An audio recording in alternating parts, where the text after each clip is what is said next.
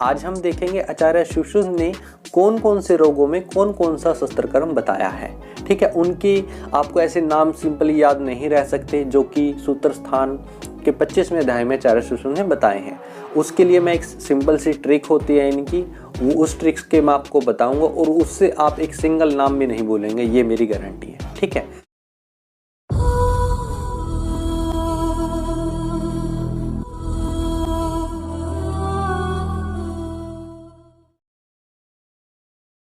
Hello everyone, welcome to Ayurveda world. अगर आपने हमारा चैनल सब्सक्राइब नहीं किया है तो सब्सक्राइब करें। आप हमारे टेलीग्राम और व्हाट्सएप के ग्रुप को ज्वाइन कर सकते हो, जिसका लिंक डिस्क्रिप्शन में दिया हुआ है। आज हम बात करेंगे आचार्य सुश्रुत द्वारा वर्णित अष्टविध शस्त्रकर्मीय अध्याय में जो अष्टविध शस्त्रकर्म के इंडिकेशन बताए हुए हैं उसके बारे में। सबसे पहले तो आपको पता होना चाहिए कि अष्टविध शस्त्रकर्म में क्या क्या आते हैं। आचार्य सुश्रुत ने सूत्र स्थान के 5वें अध्याय में बताया कि अष्टविध शस्त्रकर्म कौन कौन से हैं, जो कि है छेदन, भेदन, लेखन, वेधन, आहरण, विसरावण, सीवन और ऐषण। ठीक है, ये 8 नाम आपको याद होने चाहिए। और आचार्य चरक ने 6 बताए हैं, आचार्य वाग्भट यानी अष्टांग संग्रह ने 12 और अष्टांग हृदय ने 13 शस्त्रकर्मों का वर्णित किया है। आज हम देखेंगे आचार्य सुश्रुत ने कौन कौन से रोगों में कौन कौन सा शस्त्रकर्म बताया है। ठीक है, उनकी आपको ऐसे नाम सिंपली याद नहीं रह सकते जो कि सूत्र स्थान के 25वें अध्याय में आचार्य सुश्रुत ने बताए हैं। उसके लिए मैं एक सिंपल सी ट्रिक होती है इनकी, वो उस ट्रिक्स के मैं आपको बताऊंगा और उससे आप एक सिंगल नाम भी नहीं भूलेंगे, ये मेरी गारंटी है। ठीक है, तो सबसे पहले आता है छेदन। छेदन के लिए हम एक एक लाइन ट्रिक बनाएंगे, उन ट्रिक्स के आप डिजीज पैच कर लोगे और उससे आपको याद रहेगा कि इन डिजीज में छेदन कर्म होता है। जैसे पहली ट्रिक है छेदन के लिए, बगंदर के मांस में अस्थिशल्य गला। बगंदर मांस और अस्थिशल्य यानी मांसशल्य और अस्थिशल्य, गला से गल सुंडी का। और दूसरी लाइन क्या है, छेदन में ही है। ये जितनी भी मैं 3-4 लाइन आगे बताऊंगा ये सब छेदन में ही आएंगी। जब मैं बताऊंगा आगे फिर चलेंगे। ठीक है, वल्मिक के चरम पर तिल जैसा सतपोनक जंतु चढ़ा। तो वल्मिक से वल्मिक रोग, चरम से चरम कील, तिल से तिलकालक, सतपोनक जंतु से जंतुमणि।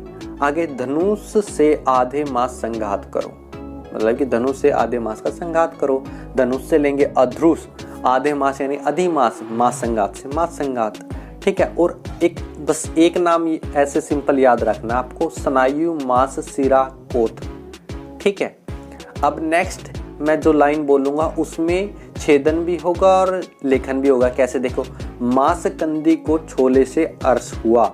मांसकंदी और अर्श 2 डिजीज होगी। छोले से हम लेंगे 6 से छेदन, लय से लेखन, यानी जो मांसकंदी और अर्श है वो छेदन में भी आएगा और लेखन में भी आएगा। ठीक है, अब है जैसे छवि के उपदंश में अर्बुद हुआ। 6 से छेदन व वी से विसरावण, और उपदंश और अर्बुद यानी छेदन और विसरावण में उपदंश और अर्बुद, ये दोनों कर्म होंगे। ठीक है, तो अब आता है ये जैसे छेदन देख लिया हमने, अब आता है भेदन के बारे में। छेदन की जितनी भी बीमारी थी, जितनी भी डिजीज थी, ये उनको हमने सिर्फ 3 लाइनों के द्वारा देखा। अब आता है भेदन। जैसे भेदन में क्या है, प्रमेह पीड़िका में वर्णशोभ की वृद्धि से सतनों में पक वर्ण बना। प्रमेह पीड़िका, वर्णशोभ से वर्णशोभ, वृद्धि से वृद्धि रोग, सतनों से सतन रोग और पक्का वर्ण। तो ठीक है, तो इन सब डिजीज में भेदन कर्म होगा। अब नेक्स्ट ट्रिक क्या है, अनुशायी वृंद के पप्पू गीले। अनुशायी वृंद से एक वृंद, पप्पू से दंत पुप्पुट और तालु पुप्पुट, गीले से यानी गिलायु। तो और नेक्स्ट क्या है, अलजी अवरुद्ध पुष्प को कुंभी में डालकर तुंडी केरी का वेदन करती है। अलजी से अलजी, अवरुद्ध से अवमंथ लेंगे हम, पुष्प से पुष्पकरी का, कुंभी से लेंगे कुंभी का, तुंडी केरी, यानी इन सब डिजीज में क्या होगा, भेदन कर्म। अब एक ये आपको याद रखना है कि नाड़ी वर्ण है ना, उसमें भेदन और छेदन दोनों होते हैं। ठीक है, और अब एक लाइन है जिसमें विसरावण और भेदन कर्म दोनों होंगे। ये दोनों इसलिए बता रहा हूं कि ये सिर्फ एक लाइन याद करने से आपको 2 कर्मों की डिजीज याद हो जाती है। जैसे विचारी क्षुद्र, विवाह के दंत पुप्पुट से सतनों में विधृति और विसर्प हुआ। विचारी से विदारी का, शूद्र से शूद्र रोग, विवाह यानी विश्रावण और भेदन, यानी ये दोनों कर्म हो गए इन डिजीज में। दंत पुप्पुट यानी दंत पुप्पुट, सतनों में स्तन रोग, विदर्दी और विसर्प। ठीक है, तो यानी इन सब डिजीज में विश्रावण और भेदन कर्म होगा। अब आता है लेखन कर्म के लिए। लेखन कर्म के लिए ट्रिक है कि वर्तम रोहिणी जीवा से कुष्ठ और किलास में दंत लेखन करती है। वर्तम से वर्तमगत रोग, रोहिणी से रोहिणी, जीवा से उपजीविका और अधोजीविका, और कुष्ठ से लेंगे मंडल कुष्ठ और किलास, और दंत लेखन से दंत वैदर्भ लेंगे हम। ठीक है, तो लेखन कर्म की ये डिजीज होगी। अब आता है वेधन कर्म। वेधन किस में होगा, यानी पंचरिंग किस में होगी, जलोदर और मूत्र वृद्धि में। आपको सिर्फ इतना याद रखना, इसमें दो ही डिजीज हैं। ठीक है, अब आता है एषण। एषण के लिए भी सिंपल है, जो छोटी छोटी आसान है उनकी ट्रिक की कोई जरूरत नहीं है। जैसे उन्मार्गी वर्ण और शल्य युक्त नाड़ी में सिर्फ एषण कर्म होगा। ठीक है, और आहरण, आहरण के लिए आप ऐसे याद रखेंगे कि शल्य और शर्करा। शर्करा कौन कौन सी, दंत, पाद, मूत्र। अश्मरी और मूढ़गर्भ। मल कौन कौन सा, दंत, कर्ण और गुद। इन मलों का और इन शर्करा का आहरण करेंगे, और अश्मरी और मूढ़गर्भ। ठीक है, अब आता है सीवन। सीवन कर्म किस में करेंगे, एक तो सद्यो वर्ण में और चल संधि आश्रित वर्ण में, तो ये सीवन कर्म की होगी। अब आता है विश्रावण कर्म। विश्रावण कर्म के लिए ट्रिक है, क्योंकि इसमें ज्यादा डिजीज हैं। जैसे सालू के वेष्ट हुए तालु कंटक, सालू से लेंगे गल शालू, वेष्ट से हम लेंगे दंत वेष्टक, तालु यानी तालु कंटक। अब आती है नेक्स्ट, सीता के ससुर के होस्ट में कृमि से उपकस हुआ, मतलब कि सीता से सीताद, ससुर से सोशेरिय, होस्ट से होस्टगत रोग, कृमि से कृमि दंत और उपकुश से उपकुश डिजीज।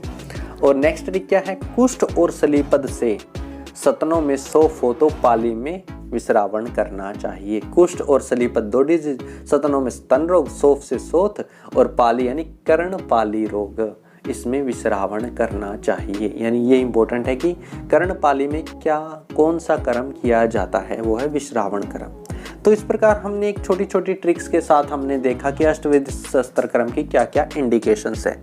जैसे कि एक बार हम अभी रिवाइज कर लेते, छेदन कर्म। छेदन कर्म के लिए मैंने बताया था कि बगंदर के मास में अस्थि शल्य गला, बगंदर, मास शल्य, अस्थि शल्य और गल शुंडिका। वल्मीक के चरम पर तिल जैसा सतपोनक जंतु चढ़ा, वल्मीक, चरम कील, तिल कालक, सतपोनक जंतुमणि। धनुष से आधे मास का संघात करो, धनुष से यानी अध्रुष, आधे मास यानी अधिमास, मास संघात। ठीक है, और अब स्नायु मास सिरा कोथ, ये मैंने आपको याद रखने को कहा था। मांसकंदी को छोले से अर्श हुआ, छोले यानी छेदन और लेखन, मांसकंदी और अर्श ये दोनों इन डिजीज में छेदन और लेखन होगा। छवि के उपदंश में अर्बुद हुआ, छवि से छ से छेदन, वी से विश्रावण, उपदंश और अर्बुद। अब आता है भेदन। प्रमेह पीड़िका में वर्णशोफ की वृद्धि से सतनों में पक्का वर्ण बना। प्रमेह पीड़िका, वर्णशोफ, वृद्धि रोग, स्तन रोग और पक्का वर्ण। अनुशायी वृंद के पप्पू गीले, अनुशायी एक वृंद, दंत पुप्पुट, तालु पुप्पुट और गिलायु। अब आता है अलजी अवरुद्ध पुष्प को कुंभी में डालकर तुंडी केरी का वेदन करती है। अलजी अवरुद्ध से हम लेंगे अवमंथ, पुष्प से पुष्प करिका, कुंभी से कुंभी का रोग, तुंडी केरी। तुंडी केरी पूछा जाता है कि तुंडी केरी में कौन सा कर्म किया जाता है। ठीक है, नाड़ी वर्ण मैंने बताया था कि भेदन और छेदन दो में होगा।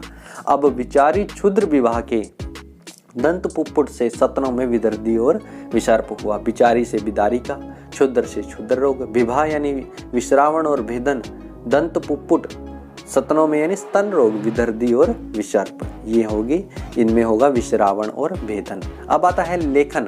लेखन के लिए क्या है, वर्तम रोहिणी जीवा से कुष्ठ और किलास में दंत लेखन करती है। वर्तम से वर्तमगत रोग, रोहिणी रोहिणी रोग, जीवा उपजीविका और अधिजीविका, और कुष्ठ से मंडल कुष्ठ, किलास, दंत लेखन से दंत वैदर्भ हम लेंगे। ठीक है, वेदन के लिए जलोदर मूत्र वृद्धि, एषण में उन्मार्गी वर्ण और शल्य युक्त नाड़ी। आहरण किसका करेंगे, शल्य का, शर्करा का, कौन सी शर्करा का, दंत पाद मूत्र शर्करा। अश्मरी और मूढ़ग्रह, मल में कौन कौन से, दंत कर्ण और गुद के मल। सीवन किसका होगा, शब्दो वर्ण का, चल संधि आश्रित वर्ण, ये आपको याद रखना है, क्योंकि आचार्य जब बताते हैं कि अन्य आचार्य बताएंगे तब ये कहेंगे चल संधियों में हमें सीवन कर्म निषेध कहा है। ठीक है, अब आता है विश्रावण। विश्रावण में क्या है, सालू के वेष्ट हुए तालु कंटक, गल शालुक, दंतवेष्ट और तालुकंटक। सीता के ससुर के होस्ट में कृमि से उपकुश हुआ। सीता से सीताद, ससुर से सोशीर्य, होस्ट से होस्टगत रोग, कृमि से कृमिदंत, उपकुश उपकुश। और कुष्ठ और सलीपद से सतनों में शोफ हो तो पाले में विश्रावण करना चाहिए। कुष्ठ, सलीपद, स्तन रोग, शोफ, पाले से कर्णपालिगत रोग।